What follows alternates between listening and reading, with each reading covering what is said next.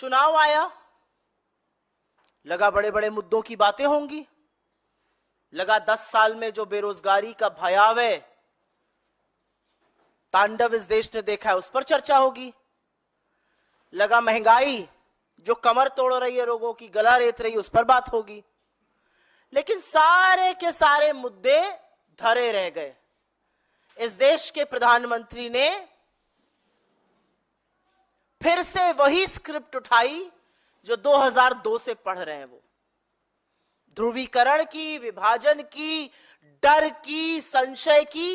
इस देश के चुने हुए प्रधानमंत्री को अपने ऊपर, अपनी सरकार के ऊपर, अपनी पार्टी के ऊपर इतना सा भरोसा नहीं है कि मुद्दों की बात करके चुनाव लड़ा जा सकता है। तो प्रधानमंत्री ने शुरू किया अपना घिसा पिटा काम, ध्रुवीकरण का, किसी को विलेन बनाना, डर फैलाना, संशय करना, भ्रम करना। और उनकी दो रुपल्ली की ट्रोल आर्मी ने, बीजेपी की फेक न्यूज फैक्ट्री ने फिर वही शुरू किया, बयान की काट छाट करो, इधर का उधर लगाओ, भ्रम फैलाओ।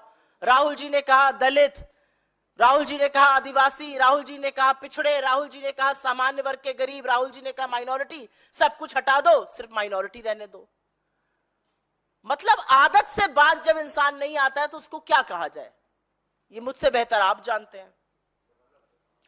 जहां जाओ, लेकिन मैं अभी असम के दौरे से आई हूं, उसके पहले मैं महाराष्ट्र में थी, उसके पहले छत्तीसगढ़ में थी। जहां जाओ मुद्दा तो बेरोजगारी और महंगाई है।